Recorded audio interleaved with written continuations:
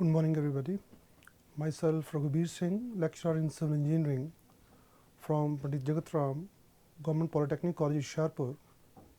Today, in this session of presentation from the subject Railway Bridges and Tunnels of the 5th semester civil engineering diploma courses, we are going to have a session on tunneling in soft rocks. Let's start with the contents of today's lecture. We will see what is tunnel engineering, what exactly are tunnels and what are their uses, what is the necessity of tunnels, how you classify the tunnels, the classification of tunnels. Then there are methods used for tunneling, the tunneling in hard rocks and tunneling in soft rocks. So, specifically I will focus on this tunneling in soft rocks and one of its method, the needle beam method, and then some precautions which are to be taken while construction of tunnels, and last but not the least, the equipments and the machinery which we use in tunneling. We will discuss, we will see what are the different equipments and machinery which we use in tunneling. Starting with the definition of tunnel engineering. Now, the branch of civil engineering dealing with the design part, construction and maintenance of tunnels is called tunnel engineering. The design, construction and the maintenance of tunnels is coming under the tunnel engineering. Now, what exactly is this tunnel term? What is a tunnel? Tunnels are the underground passages which are constructed without removing or disturbing the ground surface, and these are the engineering structures in the form of passages or the communication routes beneath the ground or under the bed of a stream or a river or through a hill or mountain. So, we have three options. Tunnels may be beneath the ground, these may be under the bed of a stream, or the tunnels may be through a hill or a mountain, whatever be the site condition. Now, what are the uses of tunnels? Why these tunnels are required? Basically, tunnels are used for the transportation of men, material and goods. Secondly, they are also used for carrying oil, sewage or gas, as you can see in this particular clip also. It is carrying pipeline, carrying water. Now, they are used for the conduction of water also to generate power, in which case these are called hydropower tunnels. On the case of dams, hydropower tunnels are constructed for conducting the water, so that that water can be supplied to the turbines and the power can be generated. So, very important, tunnels can also be used for the conduction of water to generate the hydropower in the case of dams. Regarding the necessity of tunnels, the provision of tunnels become necessary under the following circumstances, keeping in mind the economy part and the maintenance part. These two are very important. If in a particular condition the tunnel becomes uneconomical or its maintenance is more, then there is no fun of constructing a tunnel in that particular area.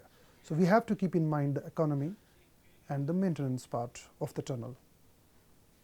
Now, where it is necessary to provide tunnel, the very first is whenever the terminal stations separated by a mountain are to be connected by the shortest route. We want to join two stations by the shortest route, tunnel is the best option if there is a mountain in between those two stations. Secondly, when the surface route of road or railway track for reaching the other side of the hill is much longer and therefore costlier in construction than a tunnel. Means if a road is approaching from one part of the hill to the another part through its circumference, or it may be a railway track, if that option is costlier, then it is better to construct a tunnel from that particular hill. So, this is the second necessity where tunnels can be provided. Thirdly, when the depth of open cut for reaching the other side of the hill is more than 20 meters. You can see this is too much. If the open cut is more than 20 meters, then it is costlier to construct and maintain it. So, it is better to construct a tunnel there. If the open cut is more than 20 meters and proving very costlier in construction and its maintenance, so it is better to construct a tunnel in that particular stage. Fourthly, when the provision of a bridge for carrying the road or railway traffic across the river is becoming inconvenient and costlier than the tunnel. Once again,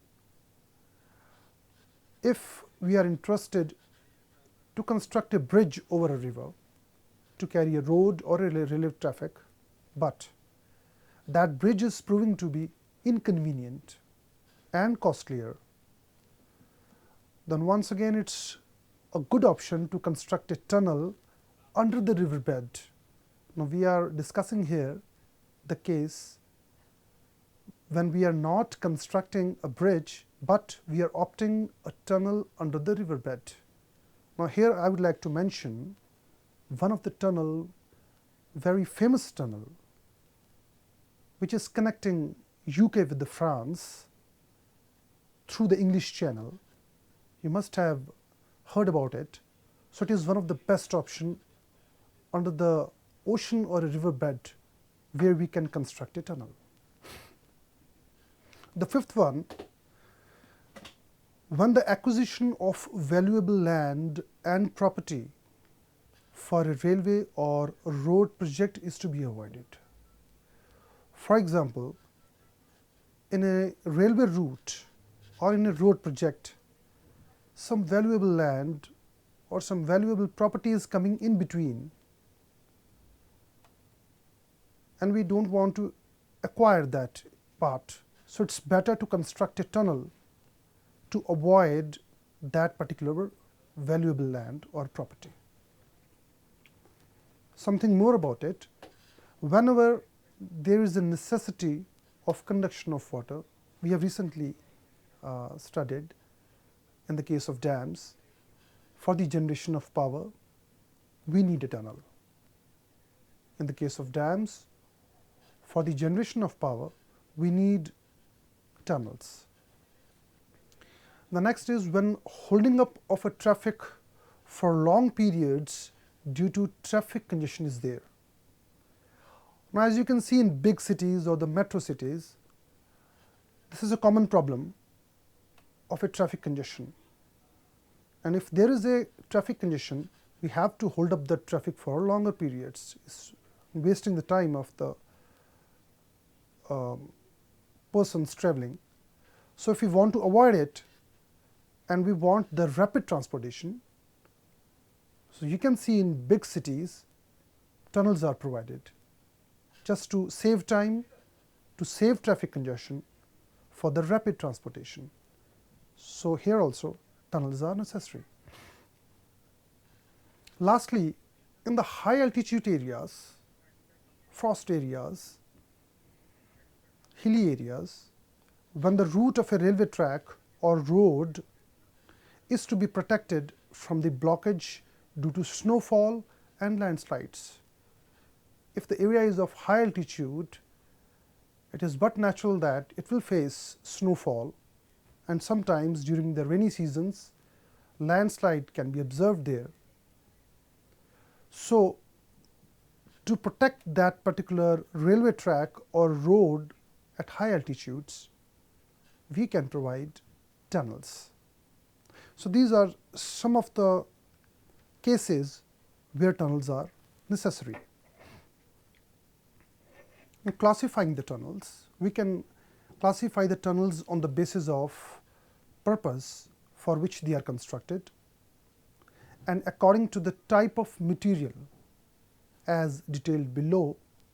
So, here we are focusing on the basis of purpose and type of material. Firstly, according to the purpose, we classify tunnels once again in two different parts. The first part is traffic tunnels, which are used for carrying traffic, such as the railway tunnels carrying railways, highway traffics for the other vehicles, navigation tunnels for the ships, etc., subway tunnels, which we often see in the metro cities, pedestrian tunnels, once again in the metro cities. So, these are some of the tunnels considered in traffic tunnels for carrying traffic. And the second is the conveyance tunnels, which are used for conveying utilities, such as hydropower tunnels. Once again, we have just seen in the case of dams, water supply tunnels for supplying water, sewage tunnels.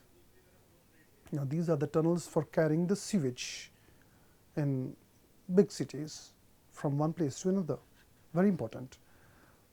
Transporting tunnels used in industrial plants. Now, if you watch in the large industries, for transporting materials from one place to another, we use the tunnels. Now, this is not for a small industry. The industries which are spread in worth of acres of lands, if it is required to supply material from one particular place to another, we have a good option of providing tunnels. So, these tunnels are called transporting tunnels. And lastly, the tunnels for intake and conveying public utilities. So, in this way we can classify the tunnels. Coming to the methods used for tunneling, once again repeating the same term, tunneling, the art of constructing a tunnel is called tunneling. Now, according to the type of ground, various methods used for tunneling have been grouped into two categories: the tunneling in hard rocks and tunneling in soft rocks. So, we have two options, and today's in this session of presentation, my focus is on tunneling in soft rocks, but then also I would like to discuss some brief regarding the hard rocks tunneling. Now, that in tunneling in hard rocks, tunneling is comparatively easy and it is more safe as compared to soft rocks. Now, in the case of hard rocks, less timbering is required. Now, timbering is a art of providing the temporary supports during construction. You must have heard about this term.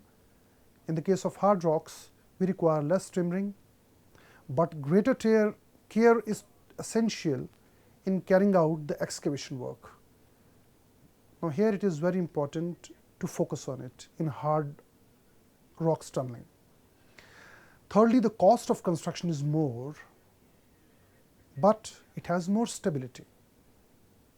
The tunneling in hard rocks is costlier, but more stable. Fourthly, less skill is required as compared to soft rock tunneling. This does not mean that hard rocks tunneling is done by unskilled workers, no, but comparatively less skill is required in the case of hard rocks tunneling, and hence the progress is more. And lastly, the equipments required in hard rocks tunneling are very heavier. they are heavier and very costlier.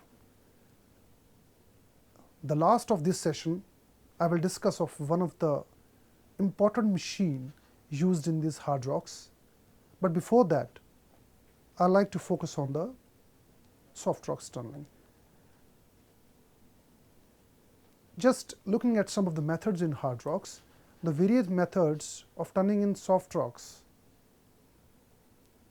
can be classified as the methods used in the soft rocks. Just consider it as the soft rocks here, it is not hard rocks. The various methods tunneling in the soft rocks have been classified as, now these are again classified into two types. The methods when the timbering is not required and the methods when timbering is required. Now, the methods when the timbering is not required, the compressed air method, linear plate method, mole method and shield method. Once again repeating, what is timbering? It is an art of supporting the sides of a tunnel to prevent them from sliding down the excavation. And the methods requiring use of timbering. Once again, this is the tunneling in soft rocks, not the hard rocks. There is a slight correction here. So, just consider this the case of soft rocks, the methods requiring use of timbering such as needle beam method, which I will discuss now, the English method, German method, American method, Italian method and Belgian method. There are lots of methods in the case of tunneling in soft rocks, but we will discuss or focus on the needle beam method. Now, what is this method? The method used in the tunneling of soft rocks. Needle beam method is one of the methods used in soft rock tunneling which require timbering. Now, this can't be done without timbering. And regarding its constructional procedure, in this method a stout timber beam called the needle beam is used, which forms the main temporary support during the excavation. We will discuss in detail also. Now, this needle beam is providing a support, it is a temporary support during the excavation, and the length of this needle beam is from 5 to 6 meters. It is 15 to 20 feet in length. And the procedure of construction of a tunnel in soft rocks by this needle beam method is as follows. The very first stage in needle beam method is a monkey type drift of about 1 to 1.5 meter in size is made on the working face of the proposed tunnel. Now, just watch here. Let us suppose this is the shape of the tunnel which is proposed and nothing is done. We will start up with the monkey drift. Monkey drift is that this area. This is the area which is half excavated. This bottom part is this is the floor of the proposed tunnel and this is not excavated. So, this part is called the monkey drift. So, a monkey type of drift of about 1 to 1.5 meter in size, it is made on the working face of the proposed tunnel. Now, we are starting the excavation of tunnels from this face. Due to soft rock, the roof of this tunnel, now this part I am discussing regarding this part, the roof of the tunnel is supported by the leggings. Now, these are the leggings which are supporting the roof of this tunnel, provided on the wooden segments. These leggings are supported by, this is number 2 segments as I have mentioned here. Roof is covered with the leggings and leggings are supported by the segments. Now, how segments are supported? These are mounted on jacks called trench jacks. So, these are the trench jacks which are supporting this segment, wooden segments. The segments are supporting these leggings and legging is supporting the roof of this monkey drift. And in this way we proceed further. The excavation will proceed from here. Now, the needle beam is placed with its front end and resting horizontally on wooden planks. Now, this is the view, another view of that particular tunnel. This is the monkey drift. I would like to once again move to that particular diagram. Now, this is the monkey drift, which you can observe here. This part is indicating the monkey drift. This is the lagging part, the segment part, and the trench jack. Now, just look, this part is called the needle beam, which is 5 to 6 meters in length. And as you can watch from this view, this needle beam is placed on this wooden plank. This is the floor of monkey drift, and this is the floor of proposed tunnel. The needle beam is placed with its front end, this is the front end of needle beam, resting horizontally on this wooden plank. These planks are placed on the floor of the monkey drift. Now, as I told you, this is the monkey drift part and this is the floor of monkey drift. So, we are proceeding in this way, we are excavating in this way. Now, the rear end of the needle, now this is the rear end of the needle, this is the front end, this is the rear end. The rear end of the needle, it is once again supported on this post, stout vertical post, and this post is once again resting on this plank, just like this. This front end is also resting on the plank, and the rear end of the needle beam is also resting on the wooden plank, which is placed on this floor, and this floor is the floor of the proposed tunnel. So, one part of the needle beam is resting on the floor of monkey drift, another part of the needle beam, it is resting on the floor of the proposed tunnel with the help of this post. Now, a trench jack is placed symmetrically on this needle beam. Now, this is once again the first view.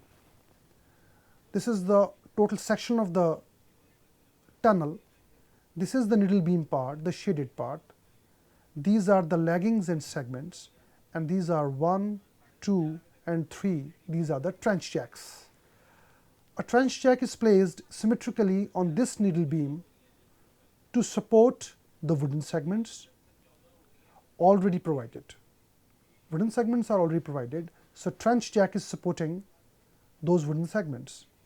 The load of the roof support is transferred to the needle beam through the trench jack. So, it is very much understood. These jacks are transferring the load to this needle beam. The other jacks are then removed. And the drift is widened sideways in parts, supported by the laggings, segments, and the trench jacks resting on the sides of the needle beam. So, in this way we can widen the total tunnel with the help of all this assembly of laggings, segments, trench jacks, and needle beam. Now, while the full section of the proposed tunnel is excavated, all the wooden segments supporting the roof load, all the wooden segments support the roof load due to arch action, and thus trench jacks can be removed. Now, this is interesting. Trench jacks can be removed and the wooden segments support the roof due to the arch action. For the further advancement of the tunnel, now this is one stretch of the tunnel when it is excavated, but we are interested to excavate the tunnels worth in kilometers.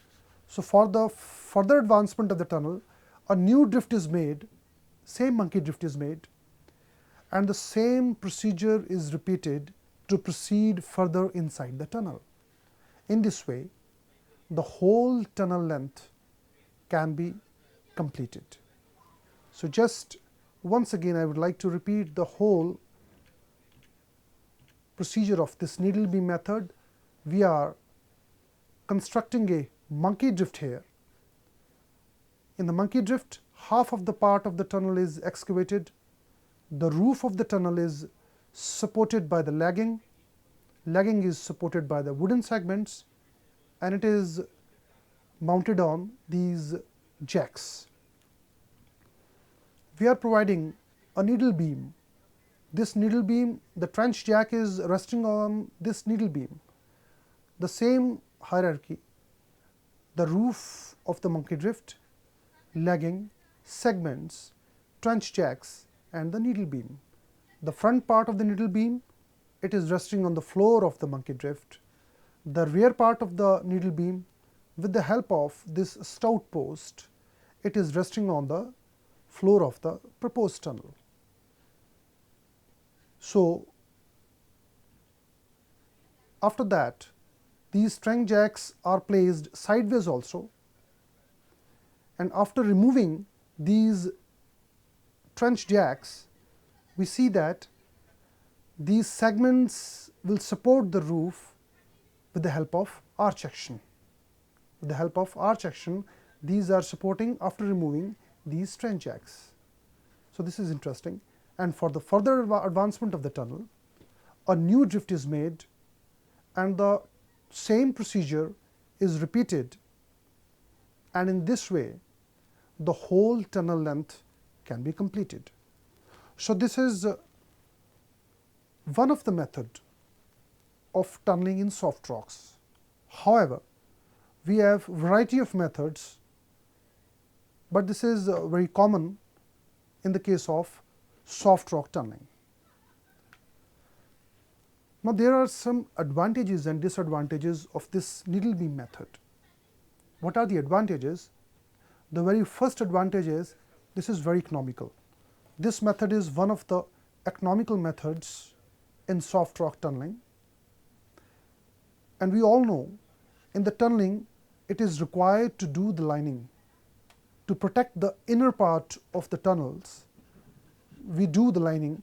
It may be brick lining or concrete lining, but in the case of needle beam method, if we are adopting this method, brick lining can be easily done by this method. So, this is supporting this method. These are the advantages of needle beam method. It is an economical method, and brick lining can be done by this method. But there are certain disadvantages also.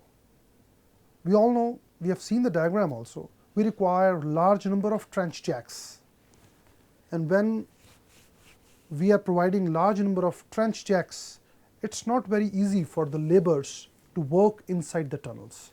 So, it interferes in the working of laborers.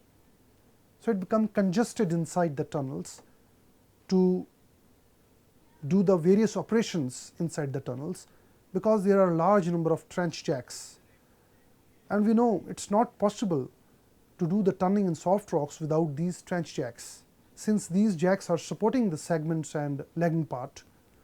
So, this is one of the disadvantage of needle beam method, that the working of the labor is interfered due to the provision of large number of trench jacks.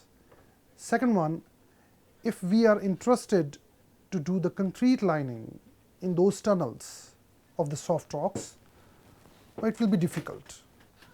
If brick lining is easier, concrete lining is difficult by the needle beam method. So, these are some of the advantages and disadvantages of needle beam method. Now, where this method is most suitable? The needle beam method is very suitable for the firm grounds, where the grounds are comparatively firm.